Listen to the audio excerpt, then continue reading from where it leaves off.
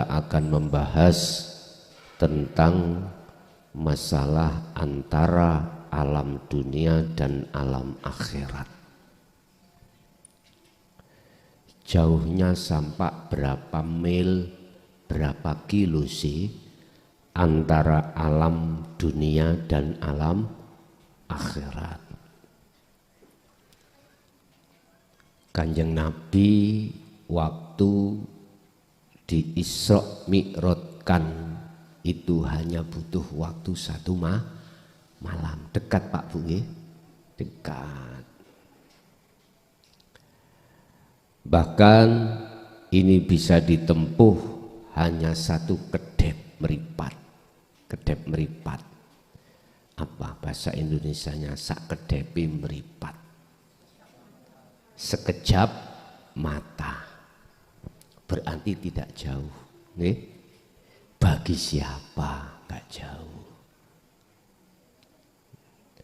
Hal ini bisa dilihat di dalam surah Ghafir surat yang ke-40 ayat 38-39. Bapak Ibu hadirin, apapun alasannya kita, selama jasad ini masih ditaruh Allah di dalam dunia, mesti masih membutuhkan kebutuhan dunia. Dan kebutuhan dunia ini hanya diperuntukkan terhadap jasmani panjenengan. Mestinya gitu. Disebut sebagai alam dunia, yaitu alam yang dihuni oleh para makhluk. Di dalam dunia ini ada istilah alam muhadharah dan alam mukasyafah. Jadi ada alam yang ditempati bangsa kasar, ya kita ini. Ada alam dunia itu di dalam alam kasab dihuni oleh bangsa alus. Di dalam alam dunia muhadharah berbagai macam warna corak makhluknya.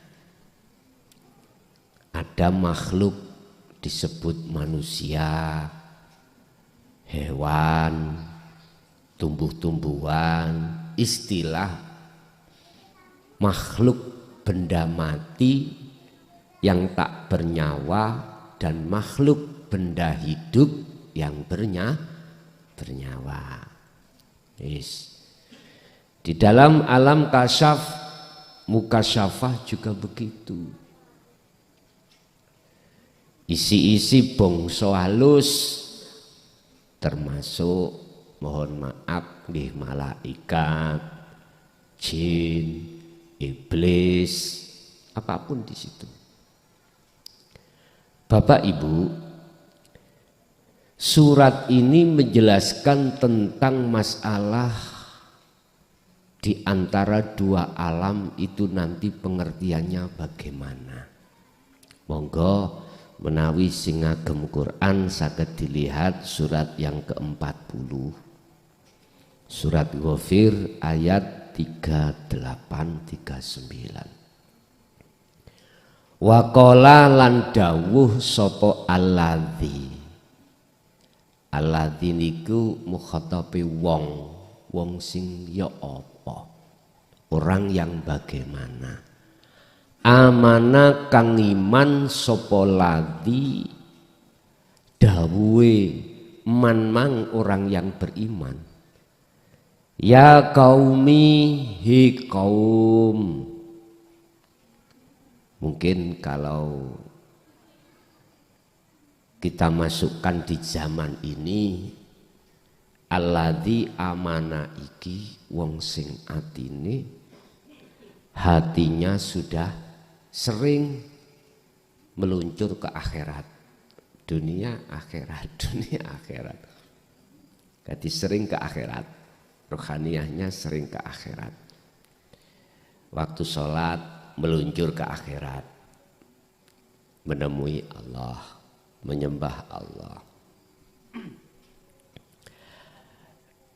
Boleh dikatakan alladzi amana iki, orang yang beriman, imannya itu sudah ihsan, yaitu alladzina yadhkurunallaha qiyaman wa qu'udan wa ala junubihim. Itulah tabi'ina sholihin sebagai penerus para utusan Allah kalau zaman sekarang. Ya qaumi, he kaumku, ittabi'uni, melu sira ing ingsun, ikuti aku. Iki golongan-golongan yang sudah ihsan. Kaum itu dipanggil oleh beliau, jikalau kau mau ikut padaku ahdikum, mongko tak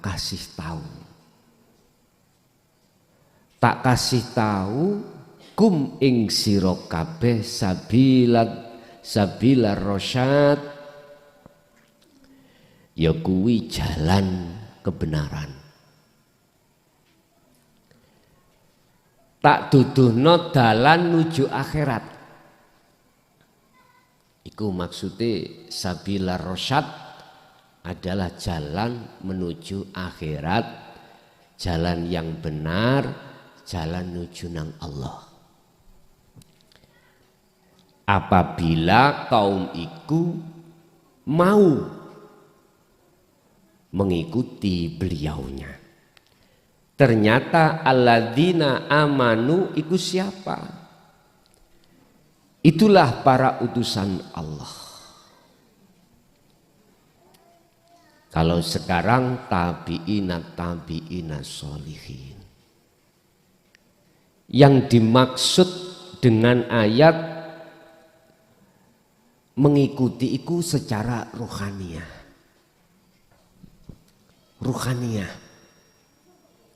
Kalau secara jasmaniyah itu sudah maklum. Sudah sering kita mulai sejak kecil Bapak Ibu umat Islam dididik bagaimana caranya bersyariah jasad ini dengan benar. Sudah dididik. Mana yang ditetapkan di dalamnya itu larangan, tinggalkan, dan mana yang ditetapkan dalam hukum syariah, mana yang diperintahkan dalam hukum syariah itu jalankan. Jelas, ini saya tidak membahas terkait ini karena jenengan piyambak, panjenengan sendiri mulai sejak kecil sing Islam dididik syariat Islami. Sing Hindu, Buddha, Nasrani dididik terkait jasmaniye di dalam agama Anda. Aku yakin semua positif. Pendidikan secara jasmani, pendidikannya itu positif. Aku yakin semua positif. Di dalam agama manapun secara syar'i, secara dohir jasmani, melarang mencuri,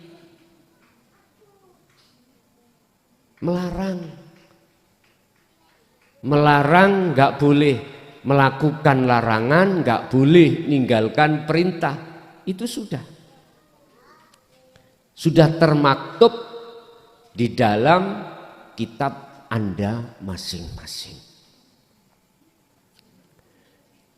Cuman pada kesempatan pada malam hari ini saya fokus bicara tentang ruhaniyah. Yang ini sering diabaikan oleh seluruh umat. Sehingga ruhaniyah kita tergelincir terus-menerus oleh hawa nafsu di dalam diri kita masing-masing. Akhirnya muncullah dalam diri kita keegoan yang besar. Kalau sudah muncul keegoan yang sangat besar dalam diri kita, secara otomatis akan terjadi khilaf, akan terjadi perbedaan persepsi. Kalau sudah terjadi perbedaan persepsi, wong namanya nafsu akan menanamkan sifat hasud. Kalau tidak ngaji nang aku, mengikuti aku salah. Kalau tidak mengikuti agamaku semua salah. Inilah prosesnya. Jikalau kau betul-betul mau mengikuti aku, ahdikum, akan kutunjukkan sabila rosyad, jalan yang benar. Artinya jenengan dikasih tahu jalan menuju akhirat.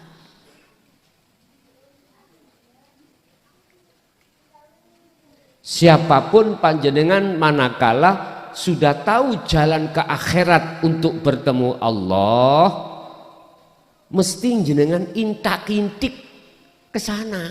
Apa intak-intik itu, Pak? Bahasa Indonesia intak-intik. Bolak-balik jenengan itu ke sana. Enggak ada bosen-bosennya, Pak.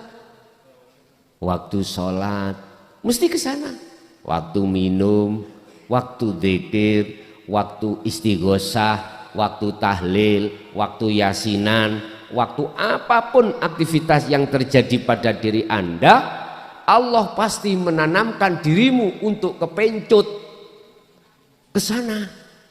Apa? Untuk kepencut. Apa, Pak? Ada rindu tertarik untuk ke sana. Tapi biasanya nek wis kesana aras-arasen mudun maneh. Karena sudah bisa membedakan bagaimana khayatat dunia dengan khayatal akhirah. Anda akan tahu bagaimana perbedaan antara hidup kesenangan di dunia dengan hidup kesenangan di akhir. Nabi Ilyas sampai detik iki gak gelem medun.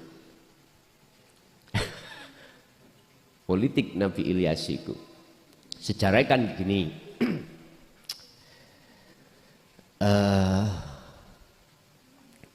sapa wonge nek wis ana akhirat, ana surga, kadung kesenengan, moh tidak mau ke dunia lagi, tapi syaratnya harus mati dulu. Lah Nabi Ilyas pengen terus yo kula saran pateni Gusti. Nah, ngoten ta. Akhirnya ya wis istilah bahasane dijajal. Basa tenan dipateni lalu dimasukkan akhirat di surga, maka dia enggak gelem keluar lagi. Loh, iki bahasa dagelan loh ya. Ilyas, kamu kok nggak mau keluar lagi? Katanya kalau sudah masuk ke sana mengalami kematian, kalau sudah mati. Sampai detik ini nggak mau. Bahasa syariat, Pak. Bahasa hakikati sing sapa wonge. Barang siapa yang sudah kematian keakuan dirinya betul-betul, Allah tidak ada alasan untuk tidak membuka pintu akhirat. Pasti dibuka.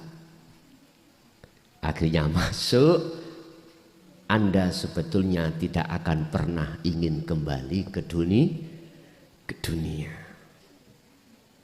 Akhirnya lewat hukum keseimbangan, bener jasadmu ning dunya, ning rohaniyahmu tiap saat dan waktu di akhirat. Yes. Bapak Ibu, orang yang mau mengikuti alladzi amana iki tidak sembarang orang, Pak. Yang mau mengikuti alladzi amana niki lho, enggak sembarang orang. Kaum yang mau mengikuti terhadap yang beriman, imannya yang sudah ihsan, itu minoritas, Pak. Sedikit sekali. Sedikit. Mengapa demikian? Karena wa aktsaruhum, kebanyakan mereka itu kadung kesenengan hayatat dunia. Wis titik. Kadung kesenengan menikmati kenikmatan yang bersifatkan duniawiyah. Dia tidak sadar kalau kesenangan dunia yang dihadapkan pada kita itu penuh dengan fata morgana, penuh dengan polesan-polesan hawa nafsu, sehingga kita supaya menganggap bahwasanya ini kekal. Padahal Allah sudah mengingatkan, berhubung keadaan ruhaniyah kita, hati kita sebagai manusia sudah terjerumus di dalam jalannya nafsu, Allah menurunkan satu wahyunya, wamal hayatad dunya illa mataul ghurur. Pernyataan Allah ini. Wamal hayatad dunya lan ora ono utawi kesenangan kehidupan yang bersifatkan duniawiyah iku illa mataul ghurur, kejaba mung sifate nipu atau bujuk. Tapi nafsu memoles. Piye amriye supaya hati kita tidak menganggap ini fata morgana, tidak menganggap ini tertipu. Pinter, Pak. Akhirnya nyatanya terjadi. Allah sudah mengingatkan. Makanya saya katakan, yang mau menerima hidayah Allah untuk sabila rasyad, tauwili, golongan itu tauwili. Kalau kita bicara tanda-tanda yang masuk golongan kaum kecil adalah panjenengan ruhaniyah, maksudnya ruhaniyah jenengan ini yang yastami'unal qaul, mengikuti kanjeng Nabi. Wayat tabi, dan jenengan ini setelah mendengarkan dan hati sampai ada respon, wayat tabi, menjalankan apa sesuai dengan petunjuk di dalam ilmu yang kita terima ini. Sabila rasyad, inilah khusus jalan untuk ke akhirat. Dalam ayat ini ar-rasyad adalah jalan kebenaran. Jalan kebenaran ini jalan yang dilalui oleh ruhaniyah, bukan jasmaniyah. Ruhaniyah. Nah, kalau kita bicara jasmaniyah, sabila rasyad, umpama orang Islam mengikuti patuh di dalam hukum syariat. Mana perintah dijalankan, mana larangan ditinggalkan. Ini sabila rasyad secara syariah. Secara hakikat sabila rasyad jatuhnya di dalam ruhaniyah panjenengan. Ya qaumi, he kaum ingsun, innama hadihi hayatud dunya, sak temene utawi iki kehidupan dunia iku mataun, satu kesenangan, ngapunten, yang kesenangan ini bersifatkan sementara. Bukti ini mulai kecil sampai tua jenengan iki Rohaniyah menikmati bersukaria, sugih pangkat. Nggone sudah meninggal, bagaimana? Pisahlah Anda. Maksud bersifat sementara ini panjenengan kali kula pasti berpisah. Mana perkara yang nantinya berpisah berarti tidak bisa menolong. Enggak bisa menolong. Mana perkara itu sampai berpisah berarti tidak bisa, perkara itu tidak bisa menolong. Kalau punya hak bisa menolong, nggak akan berpisah.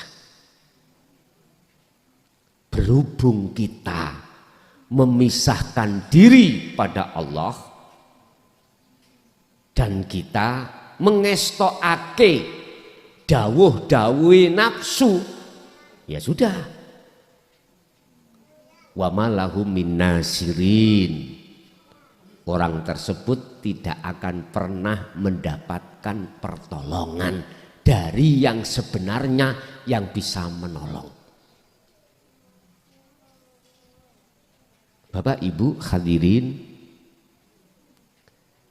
ini pernyataan Allah yang dilewatkan terhadap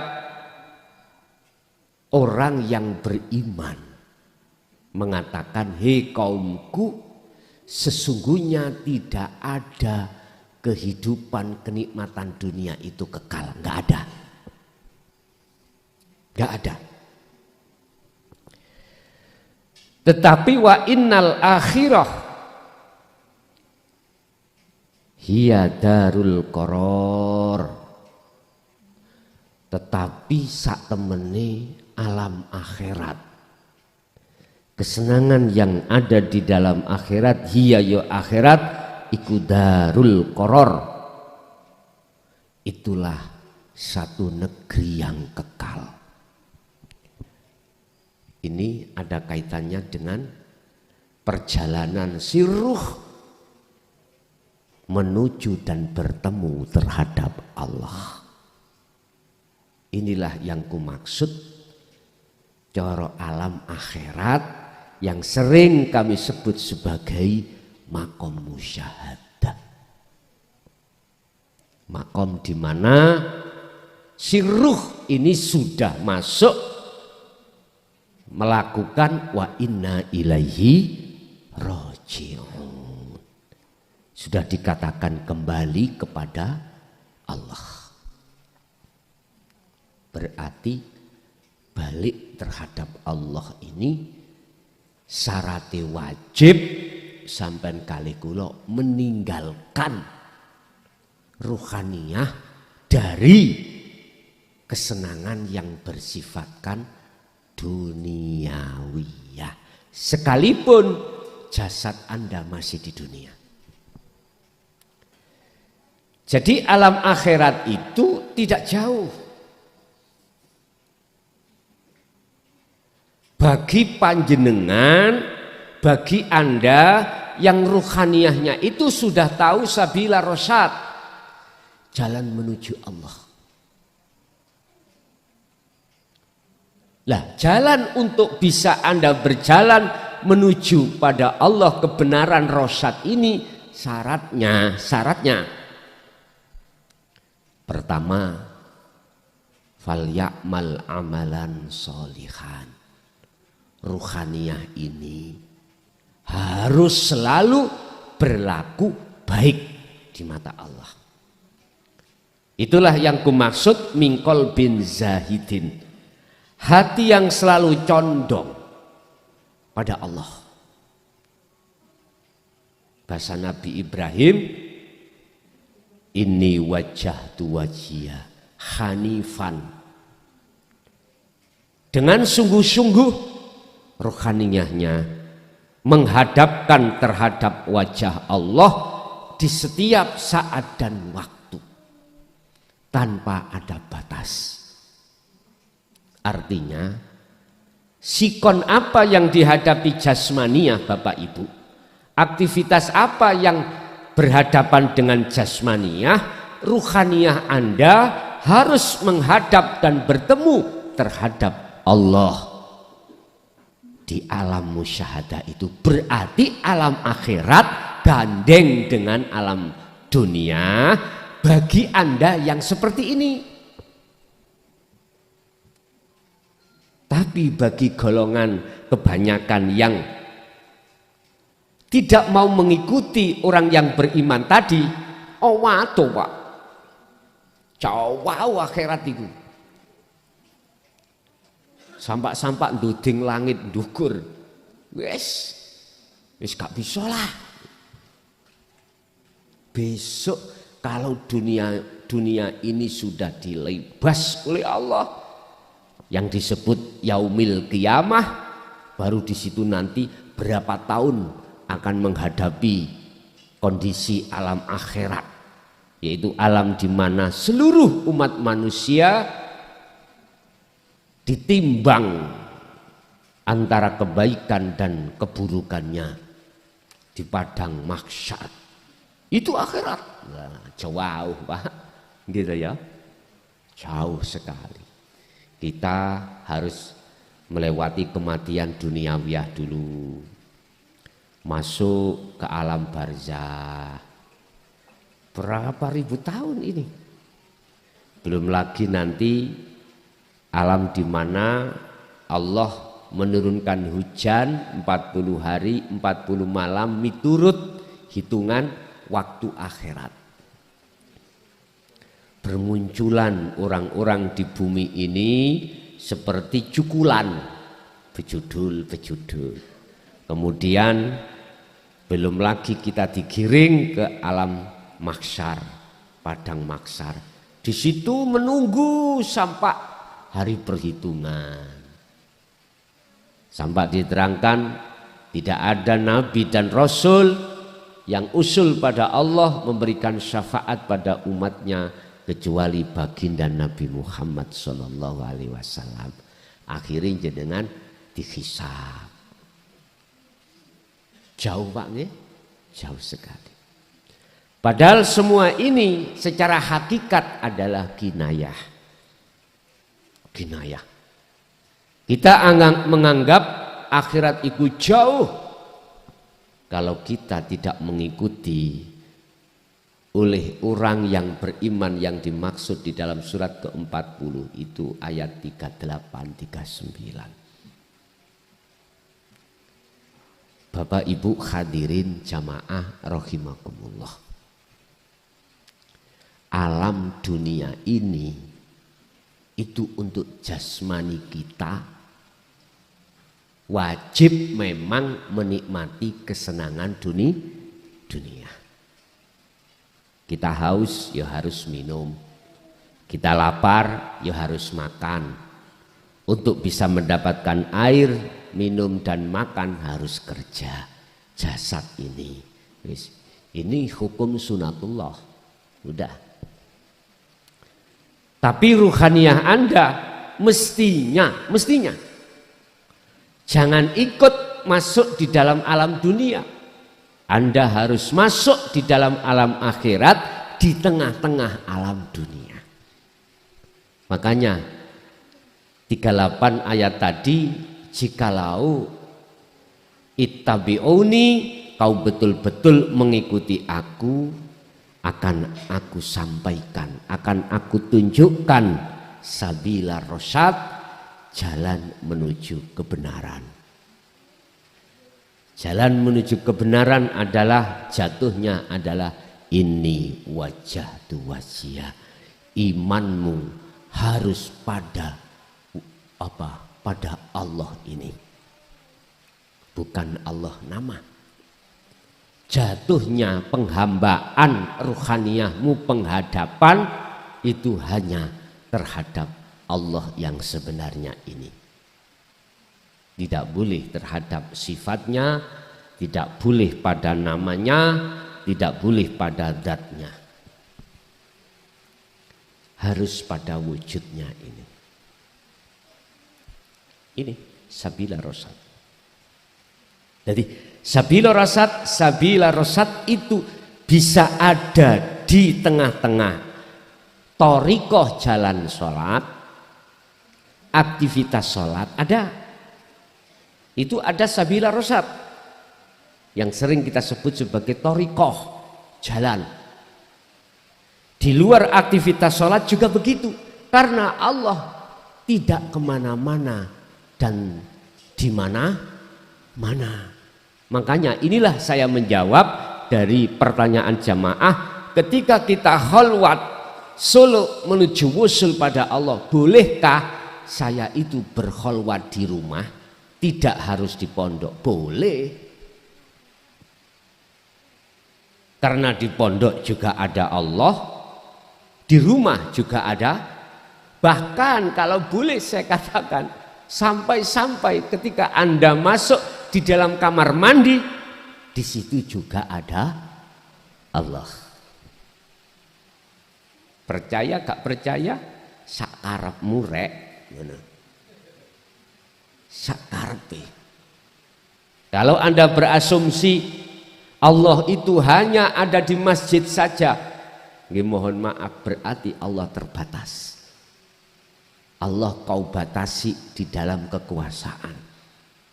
Kalau Allah kau berasumsi dan beriman bahwasanya Allah itu di tempat segala perilaku yang bersifatkan baik-baik saja menurut syariat, berarti Anda telah menuduh dan membatasi atas kekuasaan Allah. Mohon maaf loh ya, bila mana masih ada gesekan terhadap makalah ini, nggih ngapunten, sebab saya punya hujah, yang hujah itu dalam Al-Quran, innallaha ala kulli syai'in qadir. Ini tanpa kecuali.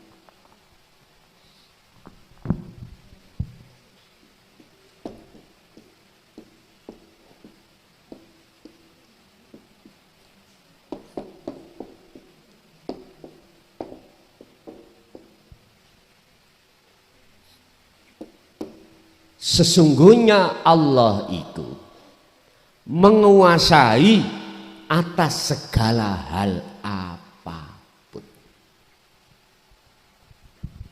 Gak ada kecualian. Berarti saya boleh mengasumsi, berasumsi dan beriman dimanapun tempat, apapun kejadian, tidak terlepas dari penguasaan Allah.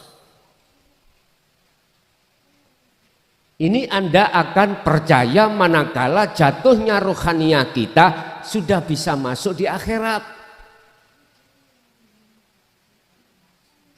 Jatuhnya iman kita sudah di hakul iman.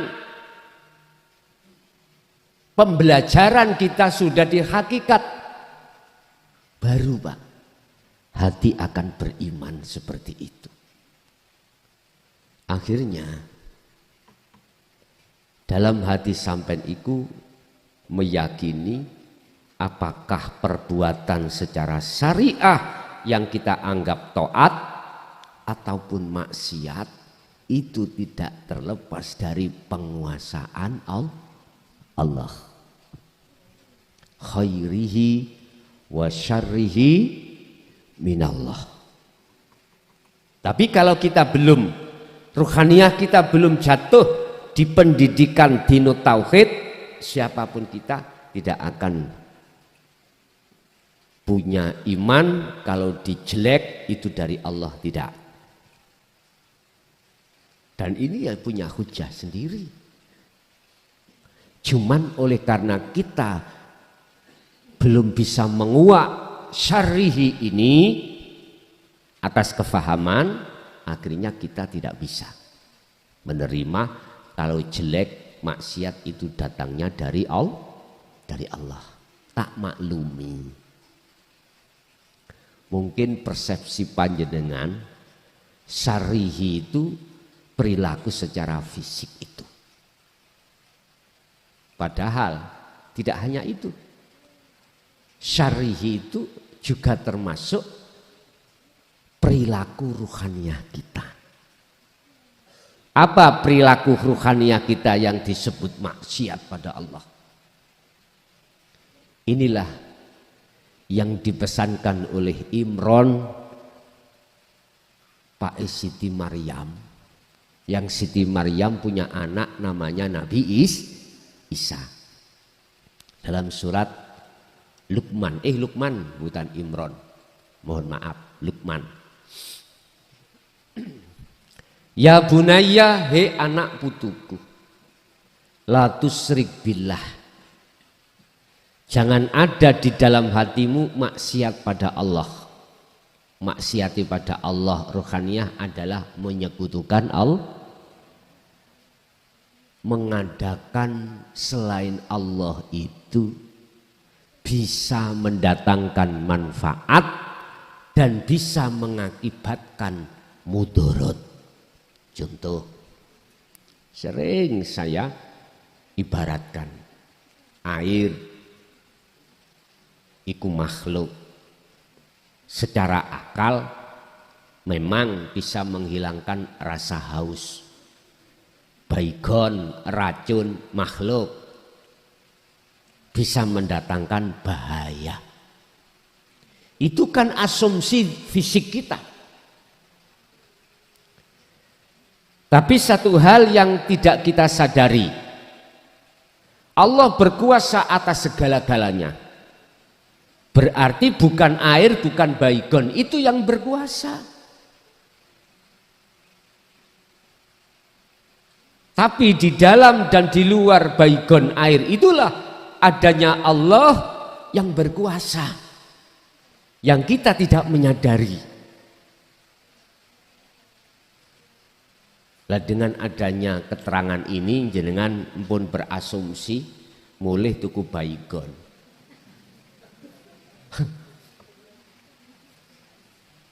Sak liter dintekno dhewe.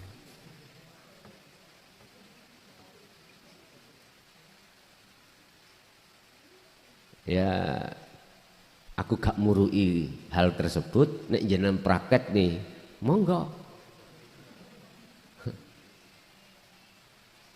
Itu nanti ada dua, mati gak mati, mlebu rumah sakit enggak, tergantung Allahnya nanti. Imanmu 100% pada Allah, lain lagi nanti. Nggih, kalau tak jajal imanku tutuk endi, sampai di mana? Belilah baygon 1 dream.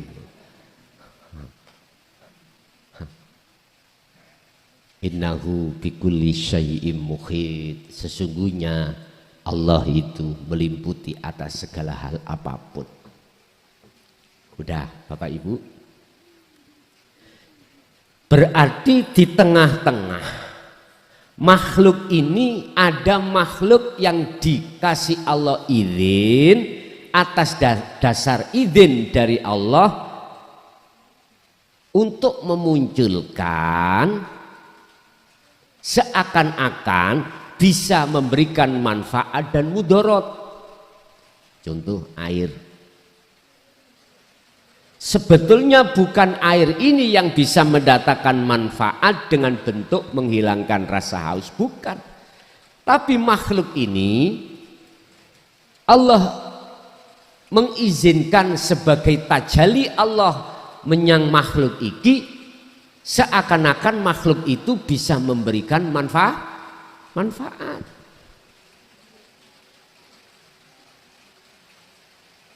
Allah bertajalli lewat makhluk supaya bisa memberikan manfaat terhadap makhluknya yang lain.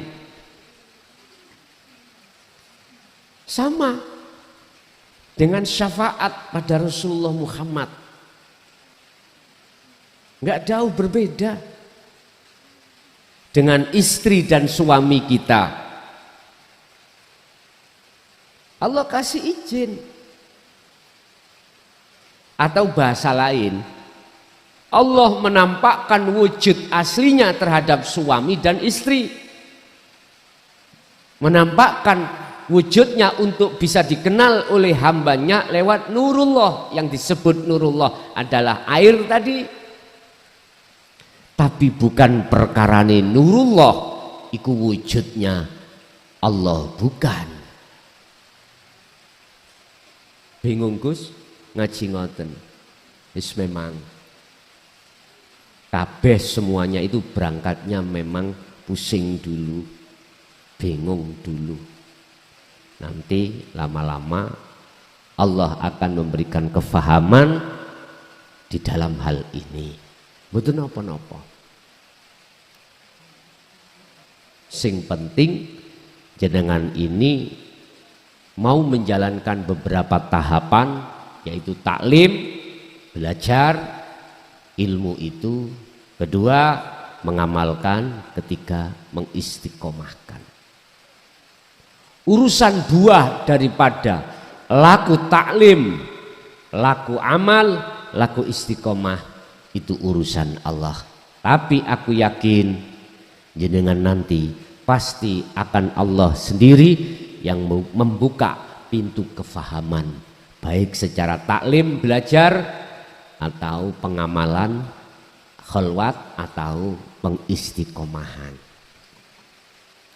Walaupun tidak jenengan tanyakan, jenengan pasti nanti seiring berjalannya 3 tahap ini Anda lakukan, pasti Allah akan langsung membimbing dan memahamkan terhadap diri panjenengan.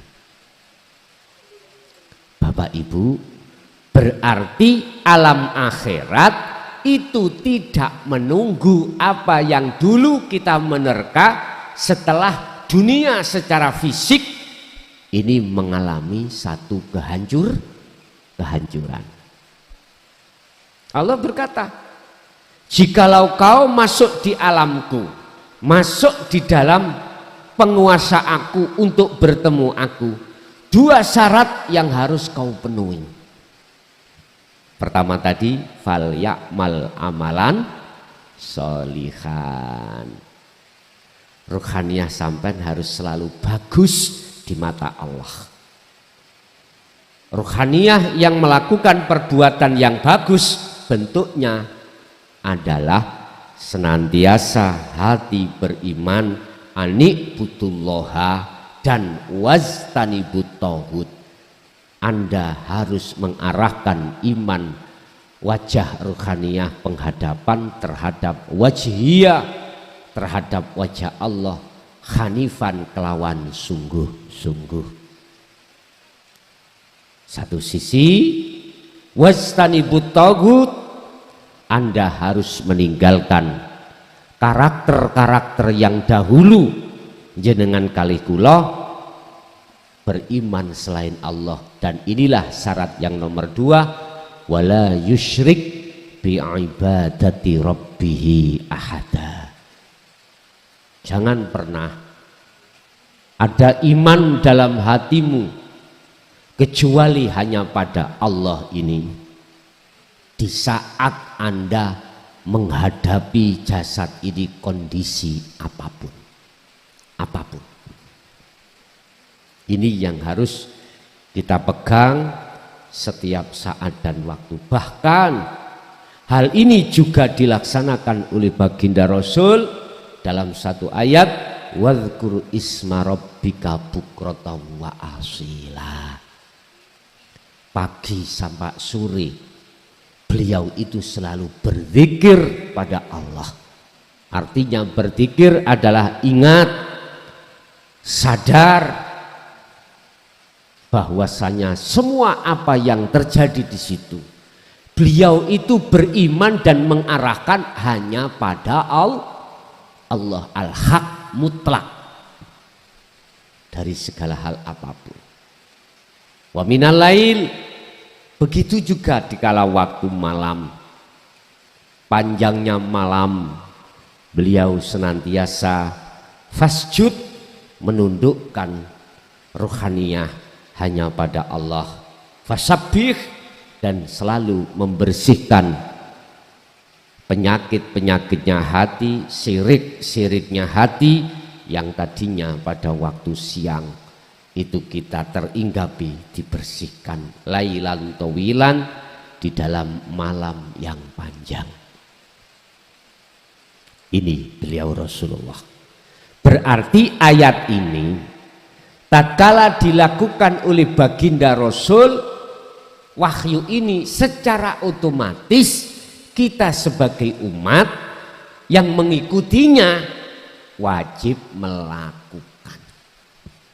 Bukan hanya Rasulullah.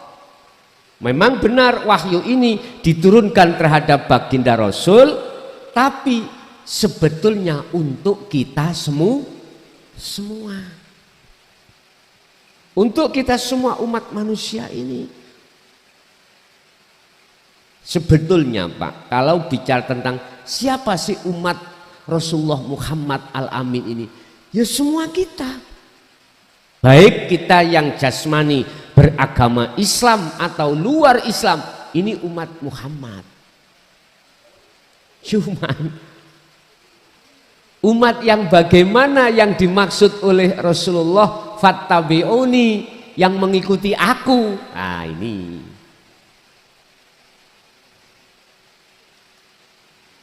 Ternyata jawabannya adalah di surah Ali Imran ayat 31.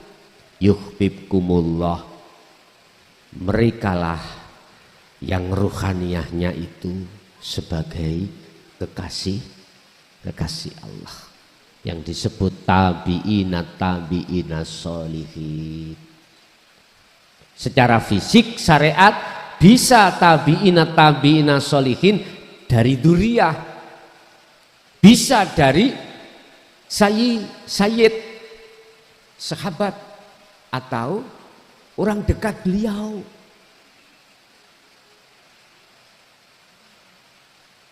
Tidak hanya dari sisi dzurriyyah, nasab tidak, bisa dari sahabat. Tabi'ina sholihin ini, Bapak Ibu hadirin jamaah rahimakumullah, Anda yang tidak masuk di dalam dzurriyyah jangan berkecil hati, sebab Allah tidak melihat nasab, Allah tidak melihat keturunan. Allah menghendaki hambanya itu hamba yang dikehendaki. Terkait masalah kekasih Allah ini, nggak ada satu ayat pun di dalam Al-Quran terkait kekasih Allah itu berbicara tentang nasab, tentang orang dekat, enggak. Cuman bahasanya adalah mayyasha, hamba yang dikehendaki. Nurun ala nurin yahdillahu linurihi mayyasha. Cahaya makrifat ini hanya kuberikan terhadap hamba yang kukehendaki untuk menerangi, mengusir kegelapan hati. Siapa yang dimaksud hamba yang dikehendaki itu Bapak Ibu? Ternyata merekalah yang menerima, mengwelcome hatinya tentang ajaran dinut tauhid, sekaligus mengamalkannya dengan istiqomah. Baru ini yang dimaksud daripada tabi'in dalam kurung kekasih Allah. Allah menerima jenengan sebagai kekasihnya karena Anda berani meninggalkan kekasih selain Allah. Ruhaniyah bukan jasmaniyah. Ati nek sik nyintai Pak, mohon maaf, selain Allah, jangan harap bisa sampai pada Allah. Walaupun secara fisik Anda punya status yang amat tinggi di mata manusia, nggak akan pernah bisa. Jikalau kau betul-betul mengikuti aku, maka yuhibbukumullah. Kamu akan dijadikan Allah sebagai kekasihnya. Lah, kamu itu adalah ruhaniyah, Pak, bukan jasmaniyah.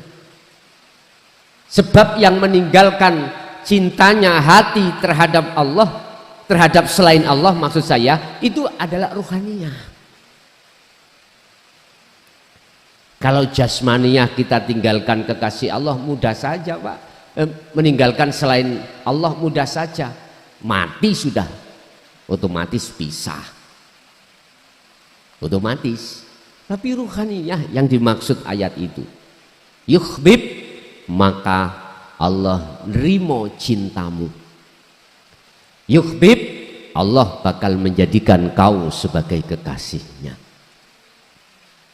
Urusan kesalahan kita mulai akil balik sampai umur berapa puluh tahun ini, kesalahan ruhaniyah dengan bentuk beriman pada selain Allah, wa yaghfir lakum dzunubakum, diampuni Allah karena masih ada kesempatan.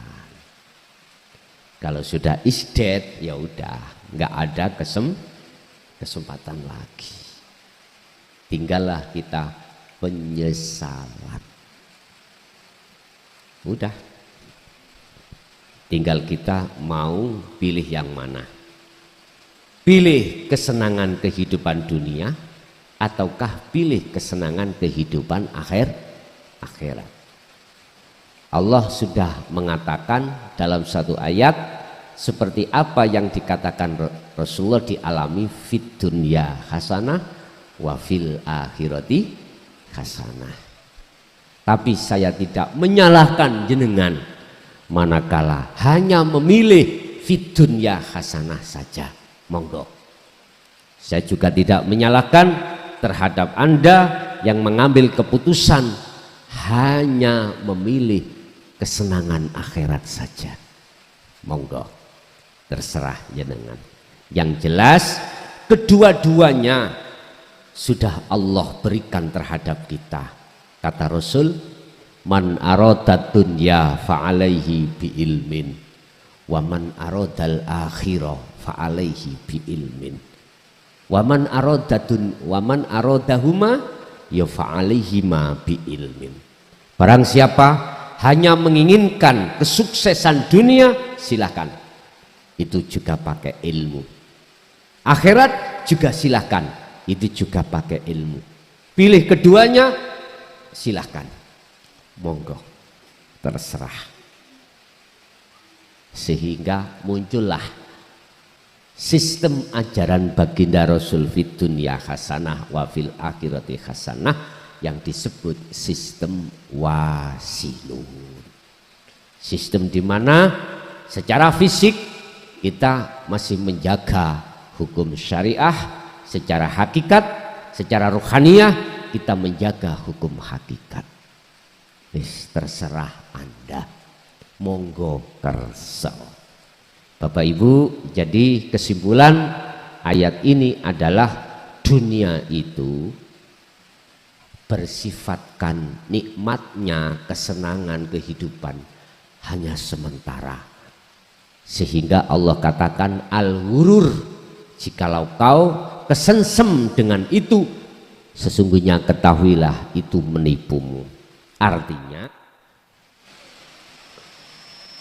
Artinya ada yang kekal, kehidupan yang melebihi dunia, yaitu akhirat. Ilmunya apa? Dinut tauhid. Udah.